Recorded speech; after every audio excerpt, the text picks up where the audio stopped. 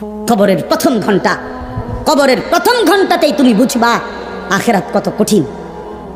রাসূলুল্লাহ সাল্লাল্লাহু আলাইহি ওয়াসাল্লাম বলেন, কবরে যেই নাফরমান প্রশ্নের জবাব দিতে পারবে না, তিনটি প্রশ্নের, তো আল্লাহ তাআলা বলবেন কাযাবা আবদি, ফেরেশতা আমার এই নাফরমান বান্দা মিথ্যা বলেছে। ফাআফরিশুহু মিনান নার ওয়ালবাসুহু মিনান নার, আমার নাফরমান বান্দার কবরে জাহান্নামের বিছানা বিছায় দাও, ওরে জাহান্নামের পোশাক দিয়ে আবৃত করে দাও। ওয়াফতাহু লাহু বাবান ইলান নার, জাহান্নাম বরাবর তার কবর থেকে দরজা খুলে দাও,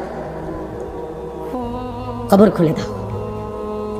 ওফো, আল্লাহ নবী সাল্লাল্লাহু আলাইহি ওয়াসাল্লাম বলেন, তখন কবর তারে, ফেরেশতা যখন তাকে রাইখা যাবে, কবর তারে ডান দিকের মাটি বাম দিকে একটা চাপ দিবে, বাম দিকের মাটি ডান দিকে চাপ দিবে। আল্লাহর কসম নবী বলছে হাত্তা তাখতালিফা আদলাউহু, ডান পাশের হাড্ডি এবং এই পাজরের হাড্ডিগুলো করকর করে ভাঙ্গা বাম দিকে চলে যাবে, বাম দিকের গুলো ডান দিকে চলে যাবে। ভাইয়া আমার, তুমি তোমার উপরে রহম করো। বাপ আমার, আপনাদেরকে বলি, হারামের টাকা উপার্জন কইরা, সুদের টাকা, কিস্তির টাকা, ঘুষের টাকা, ওজনে কম দেওয়া টাকা, হারাম ব্যবসার টাকা, বাটপারি সিটারির টাকা দিয়া বংশ, ফ্যামিলি, স্ত্রী, সন্তানের জন্য রাখা যায়েন না। ওরা আমনে বরবাদ করবে, আপনি নিজেও বরবাদ হইলেন, ওরারও বরবাদ করলেন। শুধু শুধু শুধু শুধু আমনে মূল্য পৃথিবীতে কামাই রোজগারই থাকবে, আর পৃথিবীতে যত রোজগার থাকবে আপনার ফুতেই কামাই করতে পারবো। আপনি হালাল ভাবে যে দূর পারেন করে দিয়েছে, বাকিটা আপনার ফুতে করবেন। না পড়লে মরে যাবে, অসুবিধা কি? না খাইয়া যদি কেউ মরে যায় তাহলে মৃত্যুবরণ করা তো বেজ্জুতি, ঠিক না? কথা বলেন না কেন? না না, বলেন বলেন। কেউ মরে যাওয়া এটা কি শরমের কথা নাকি? ভাই বলো, ছেলে বলো। আরে ছি ছি ছি ছি, ওটা মরে গেল, কেমন শরমের কথা এটা? এমন এটার কথা হইলো কোনো? তো মরলে কিছে, মনে করেন না খাইয়া মরেই গেছে, তো মরলে কিছে, মরণ কি শরমের কাছে? তো বাপ দাদা 14 গোষ্ঠী মরছে, তো আমি মরলে শুনি কি? আহা, এজন্য বন্ধু আল্লাহ তাআলা বলছেন ওয়ালাউ তারা ইদিয যালিমুন, এই শোনেন বন্ধু, আপনি যদি একটা নজর দেখতেন। আমরা তাফসীরে কিতাবে পড়ছি, আত-তাযকিরা, ইমাম কুরতুবী রাহমাতুল্লাহর কিতাব আত-তাযকিরা ফি আহওয়ালিল মাউতা ফিল আখিরা, অনেক সুন্দর কিতাব, বাংলা অনুবাদ হয়েছে মৃত্যুর ওপারে। ইমাম কুরতুবীর খুব সুন্দর, অনুবাদটাও অসাধারণ। এই বইটা আছে,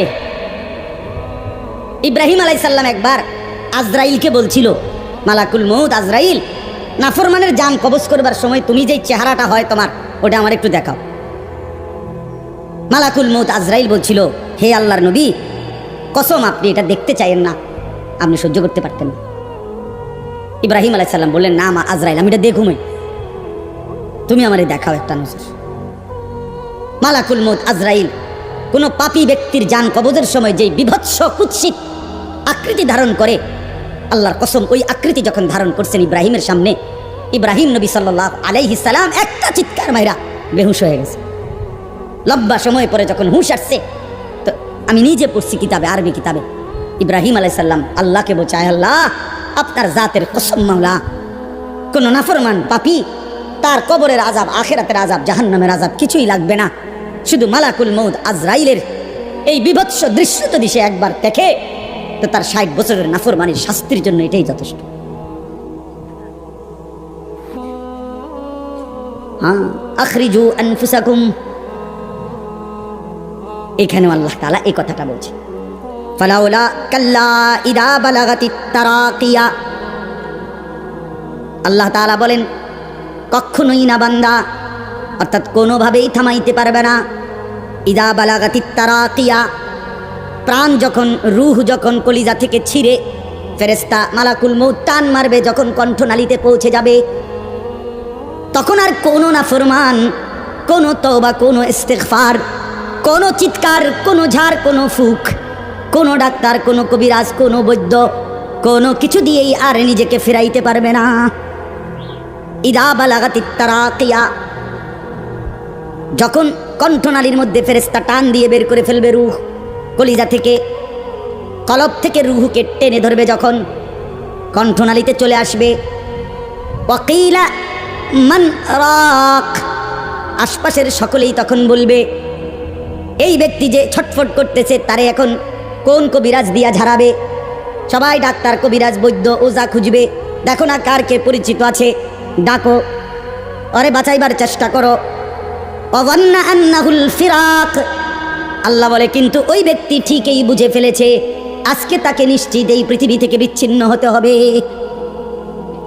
আত্মীয় স্বজন তারা যদিও ডাক্তার কবিরাজের জন্য চিল্লাচিল্লি করছে, কিন্তু লোকটা নিজেই বুঝে ফেলবে আন্নাহুল ফিরাক, তাকে এখন এই দুনিয়ার মায়া থেকে বিচ্ছিন্ন হইতেই হবে।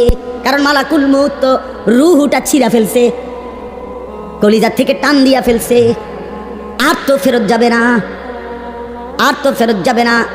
ইন্নাল্লাহা ইয়াকবালু তাওবাতাল আবদি মা লাম ইউগারগির।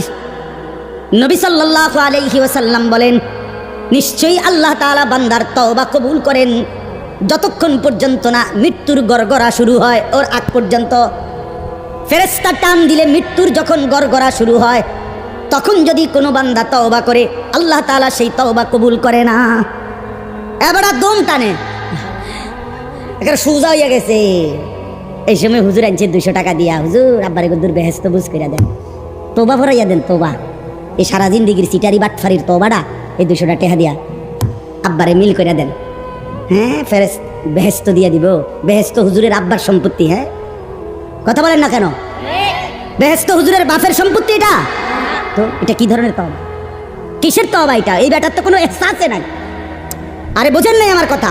তার তো কোনো অনুভূতিই নাই, হে তো লড়েও না, বুঝেও না, হে তো জানে না কিসের করছে, কি করতেছে। আল্লাহ তাআলা বলছে ওয়াল্লাযীনা ইযা ফাআলু ফাহিশাতান আও যালামু আনফুসাহুম যাকারুল্লাহ ফাস্তাগফারু লিযুনুবিহিম।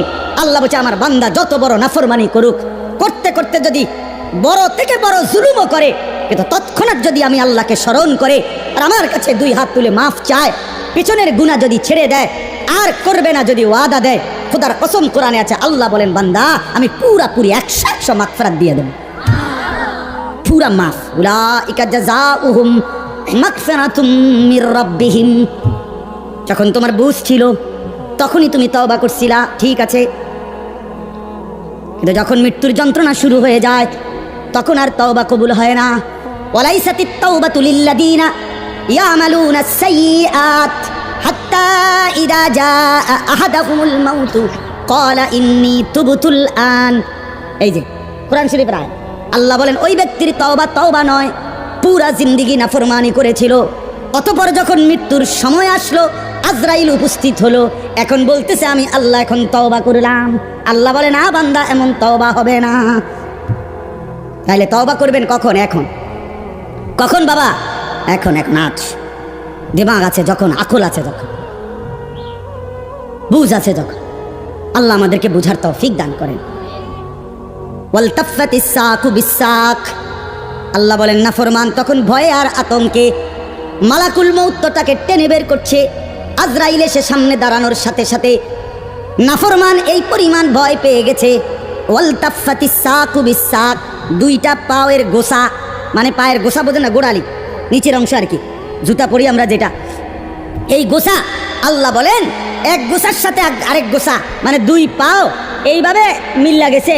এটা যে একটু নড়াবে, একটু একটার উপর একটা উঠাবে অথবা কদ্দুর সরাবে, ভয়ে আতঙ্কে আল্লাহ বলেন নাফরমান এটাও ভুলে যাও। পাওটা নাড়াবার ক্ষমতাও হবে না। ইলা রাব্বিকা ইয়াউমা ইদিনিল মাসাক।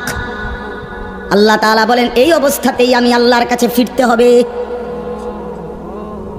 ফিরতে হবে। মৃত্যুর ভীষণ বড় যন্ত্রণা হবে। অর্থাৎ এখানে ফেরেশতা প্রথম তো টান দিবে, ফুলের মতো ছিঁড়া ফেলবে। ফুল যেভাবে গাছ থেকে ছিঁড়ে ফেলে, কলিজা থেকে রুহ তো ছিঁড়ে ফেলবে, কণ্ঠনালীর কাছে আটকায় যাবে। তখন সে বারবার চেষ্টা করবে নিজের রুহ ফেরত নিতে, কিন্তু ফেরত নিতে পারবে না। আল্লাহ তাআলা বলেন মৃত্যুর মারাত্মক সাকরাতুল মউত তখন শুরু হবে, ভীষণ যন্ত্রণায় শরীর পাওটাও নাড়াইতে পারবে না। এই অবস্থাতেই, এই জোরাজুরি টানাটানি অবস্থার মধ্যেই তাকে আল্লাহর কাছে ফিরতে হবে। এবার আল্লাহ শেষ কথা বলে, এবার শুনো বান্দা, এই নাফরমানের মৃত্যু যন্ত্রণা এতটা ভয়ানক কেন হলো এই লোকটার?